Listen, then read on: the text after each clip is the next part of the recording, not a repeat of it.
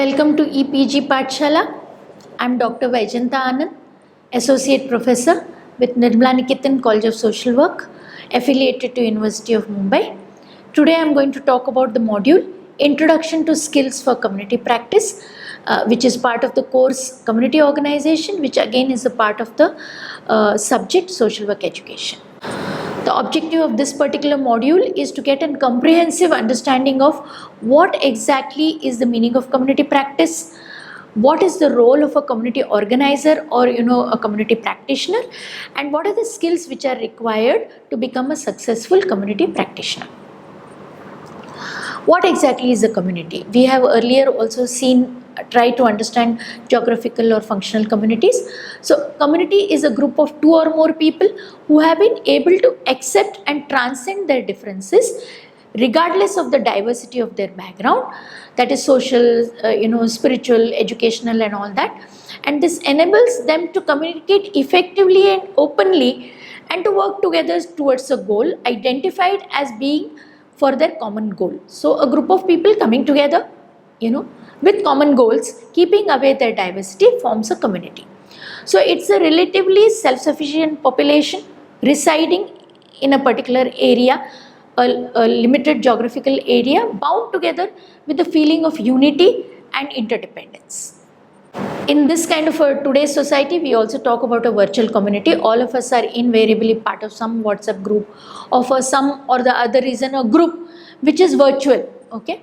So it might be an online community where a group of people interact primarily via communication media such as newsletter, telephone, email, instant messages rather than face to face. So, for social, professional and education other purposes, like you might look at Facebook as a via media where you reach out to various kinds of journalists and various kinds of practitioners, community practitioners, and develop a web of people whom you have never met but who are able to provide information to you with regard to various issues related to which you are working in the community. So American sociologists defined community as a group of people who are socially interdependent, who participate together in the discussion and decision making, and who share certain practices, both define the community and also are nurtured by the community. Community work, community organization, community practice may be used interchangeably, or they may each have their own meaning.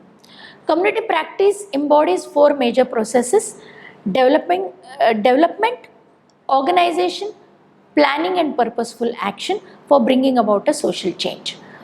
Community practice includes work to improve the quality of life and increase the social justice through social and economic development, and community organizing and social planning and progressive social change. So, in community practice, one may visualize efforts which have been put in by the practitioners, which affects the individual groups and communities, people who are there in the community. There are four central processes of community work. The first is, you are looking at it, these are the processes which might be, different from each other. So one process is which is going towards development of the community, and the process is where you are looking at organizing the community. The third process may be where you are looking at planning in the community, and then you are basically looking at progressive change. You might also look at it as consequent to each other, where you say community development, then you organize the community, then you plan, and then you bring a progressive change. Okay.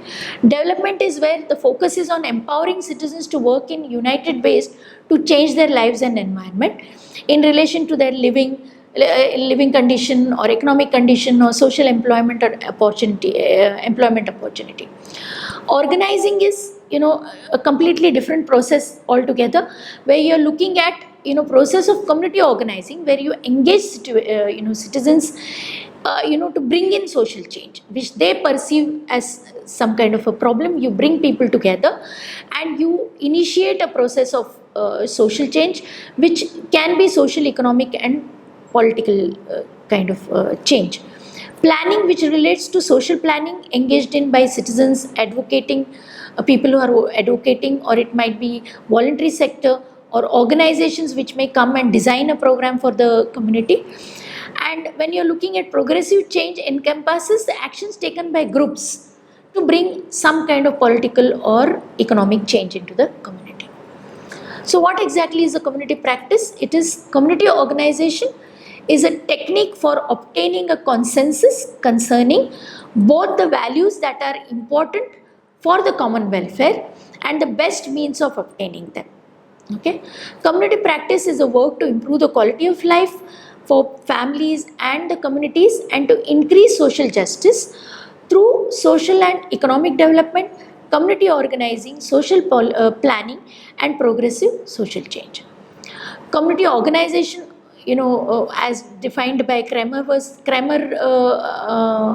and Kramer, community organization refers to various methods of intervention used by a professional change agent to help the community to come up with the action system which is composed of various groups or organization engaged in a planned collective action which brings a kind of a change or resolves some kind of problems by using democratic systems of values. What is the characteristics of community organization?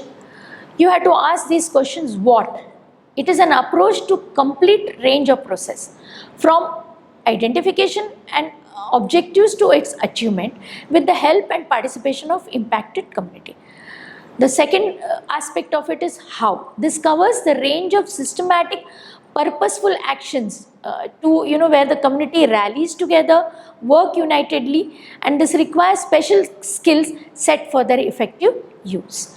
The third one is the application of the knowledge to achieve planned change. In its absence, desired objectives are unlikely to be achieved.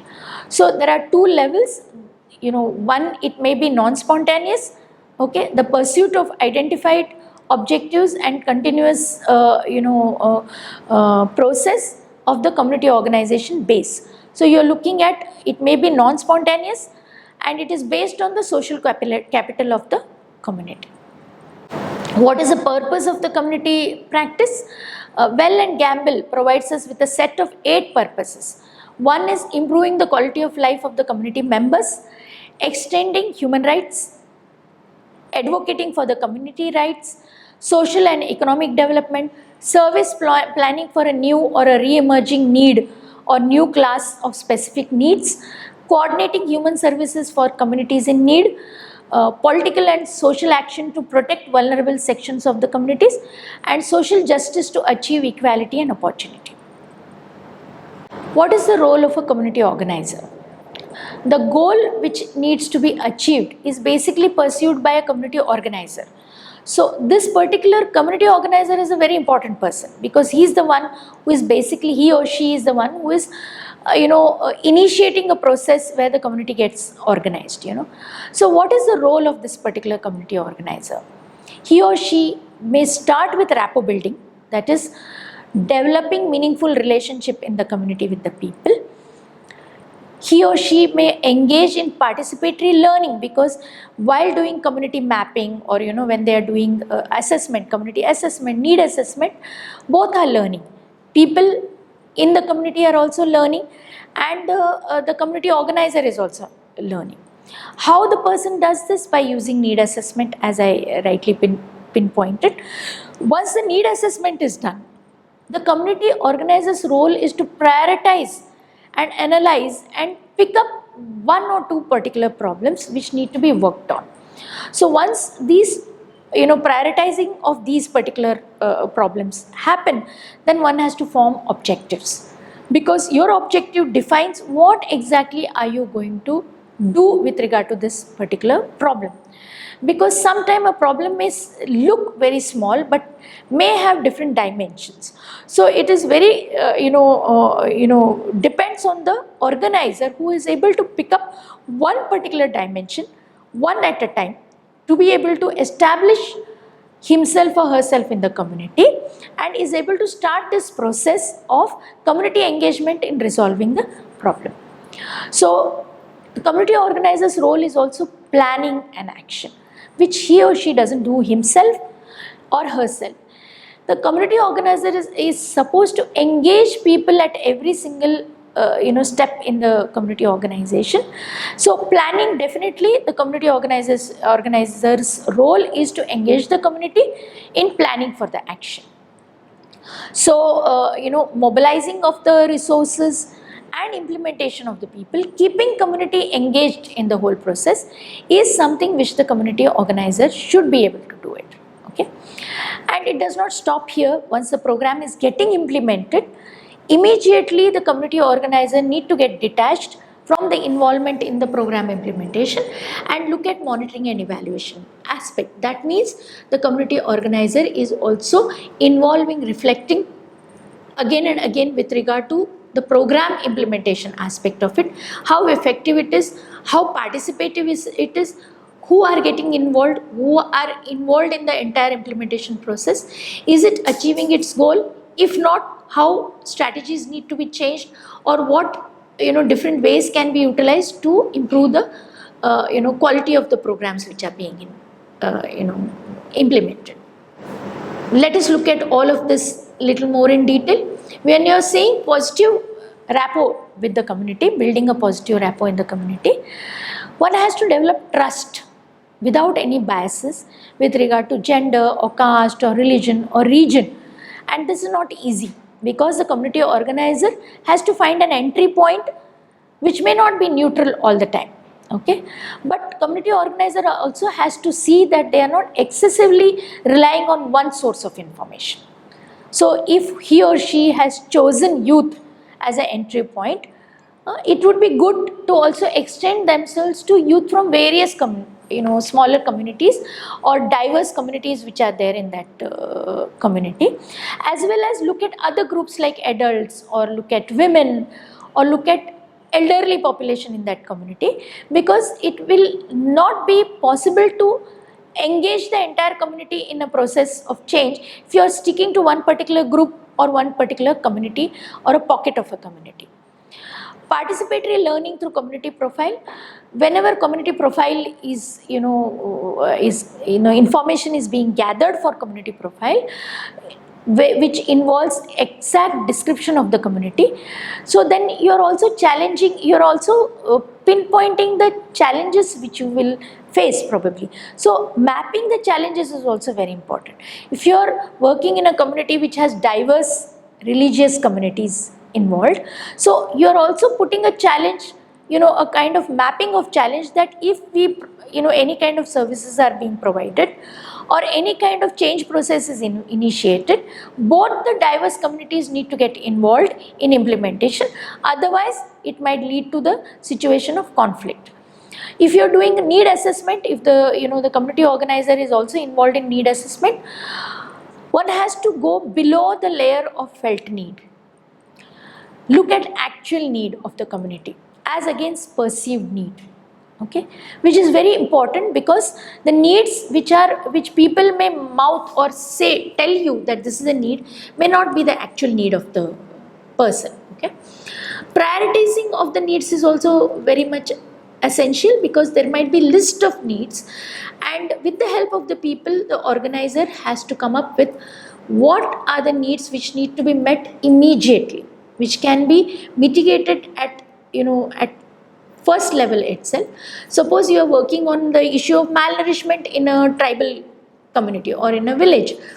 You know that the lack of livelihood options or lack of income is leading to lack of food or nutrition in the in the daily diet, which is leading to malnourishment. But probably when you are working, you realize that just now the number of children dying of malnourishment have to be reduced. So probably some kind of food programs have to be initiated to take care of the children who are under the threat of malnourishment. Then probably later on, the crop pattern, or water harvesting, or looking at the way people have been utilizing natural resources and all that can be looked into in detail. So one has to prioritize and say, okay, do I want to get involved in just now seeing to it that number of children malnourished are reduced, or am I more interested in long-term kind of goal where I come up with a solution which will show impact after 5 years. These are some of the decisions which the community organizer takes with the help of the community. Some important role of a community organizer is analyzing the problem, looking at the root causes, analyzing the cause and effect, framing of the objectives, because the objectives need to be broken down and looked at. What action plan are you preparing? It depends a lot on how you prioritize the needs and what exactly are the action plan you are going to develop. So, and how are you going to implement? Suppose in a group of construction workers, you have got permission to take skill training program, but you're also concerned about the accident rates on the construction site. How will you get the component of safety and responsibility which the builders need to take in terms of providing safety equipments? How will you get this component become part of skill development? Probably you will do a skill development training program, but add a component of safety with it, so that workers become aware that okay, I go into dangerous kind of situations because I am not provided gloves, I am not provided gumboots, or I am not provided rubber slippers if I am working in the electricity. I am working with naked wires, so that is what is leading to accidents. This subtle way of probably including the programs may lead to a group of empowered construction workers who may at the time of accident pinpoint faults which are there, which are not looked into by the builder, and this may lead to a permanent or a kind of a solution where safety equipments are given to the workers and the accident rates are minimized on that construction community. So evaluating and modification, evaluation is done after implementation and feedback is taken, and successful program where you feel that this has led to some kind of change in the community are taken up for further implementation in or expansion of the activities in the same area or in other areas. What is the understanding of the skill? So skill acquisition can be defined as a form of prolonged learning where through many pairing of smaller stimuli with particular responses, a person can begin to develop knowledge of how to respond in certain situation. So you learn how do you respond to a larger situation by getting engaged in resolving smaller situation. So skills can be defined as any combination, according to Renault, useful to industry of mental and physical qualities which require considerable training to acquire. So skills as goal directed, well organized behavior that is acquired through training and performed with economy of efforts, is also called a skill. What is the difference between skill and competency? Competence may relate to personal models, outcome models, or education and training models, as well as to the standards approach in which benchmarking criteria are used. So the different uses, 3 different uses are outcomes, vocational standards describing ability of people in employment, tasks that people do, describing what currently happens, personal trait or characteristics which include describing what people are like. So competency is basically knowledge plus skill plus attitude. That is, key competences are context independent, applicable effectively, in different institutional setting, occupation and tasks. What are the skills required by the community practitioners? The practitioner role versus intervention approach. This is adopted from Rothman, who has written it in his book on community practice in 2001. So what is the approach? What is the role of the practitioner? If it is locality development, then the role of the practitioner is more of an enabler, catalyst, coordinator, teacher of problem solving skills and ethical values. So you are more of an enabler, you are more of an catalyst, you are an outsider trying to develop that locality. But if it is social policy planning model of community development, then you are a fact gatherer, you are an analyst, you are program implementer, and you are expediting the process of community program implementation. But if the role of a practitioner is more in community action model of community development, then you are more of an advocate, you are an activist, you are agitator, you are broker. So depending on the approach of the community development which the organization probably had got engaged in, your role changes. So your role in a community development is more of an expert, whereas in social policy planning you are more of a researcher, or you're a person who is bringing all the data together to come up with a proper plan. But social action, you are much more than just enabler or fact gatherer. You are more of a person who is standing up for particular kind of issues, taking a stand, and you are with the people trying to bring kind of transformative changes in the community. What are the skills required? If it is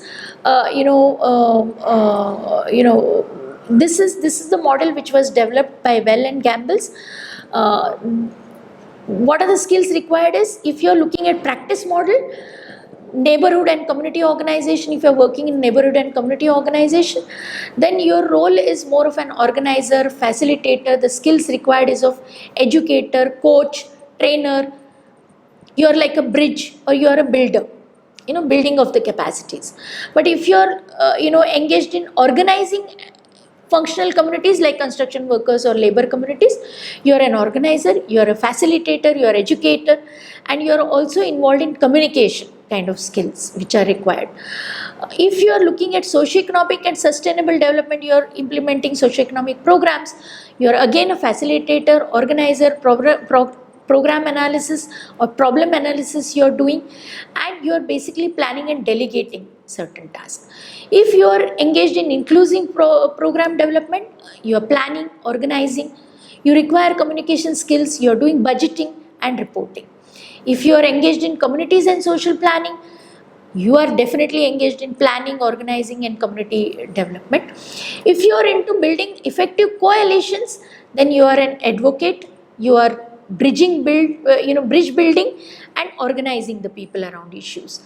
If you are engaged in political and social action, the skills which are required is activism, advocacy and communication skills. And if you are part of movements for progressive change, definitely the skills of activism, advocacy, planning, organizing, confronting or resolving conflicting issues, all these kind of skills are necessary for a community practitioner.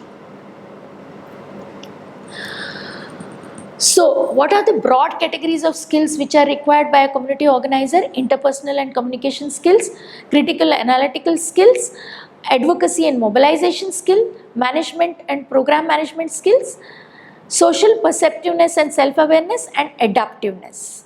So, what you need to understand is the skills of a community practitioner is basically, comes from what is the role performed by the community practitioner. So depending on the kind of role the person, the community organizer performs, the skills need to be looked at.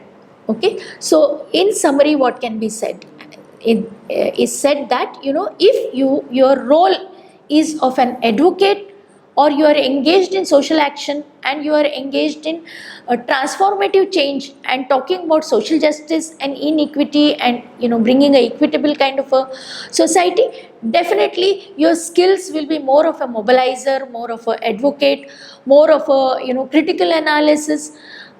If you are engaged more in terms of social planning, or if you are engaged in locality development, you are more of an expert, enabler. You need to have more of skills in research, or skills in evaluating or program implementation, measurable programs which one can see the impact of a program after certain period of time. And if you are engaged in community organizing, like organizing people around issues, you need to have skills with regard to remaining in the community, building rapport with the people, understanding the pulse of the community, evolving community-based organization who will be able to take up the issues and develop sustainable community development approach. So in conclusion, community organization is about identifying issues and objectives and then working to achieve those objectives. It is about enlisting community participation and rallying the people around the issues that they face and identify with. And it also involves increasing the level of trust among community members. Community organization practitioners must play multiple roles. They are mobilizer, they are advocate, they are problem solver, analyst, thinkers, motivators, planners and implementers. So community organizer is also required to possess multiple skills. They should be able to relate from person to person. They should be able to relate to the community. They should be able to empathize with the people's problems faced by the people. But at the same time, they should have capacity to communicate, represent the problems to the outsiders, and they should also have a keen evaluation capacities where they are able to monitor and reflect their own role in the community. So to do all these things, one has to not only look at the e-text which is given, which elaborates many of these things, but also look at all these skills which probably are there in you, or you might have to learn those skills, or you might have to be more into the community practice with some other experts, so that you can emulate and learn the skills from the experts who are already been there in the community for a longer period of time. So thank you.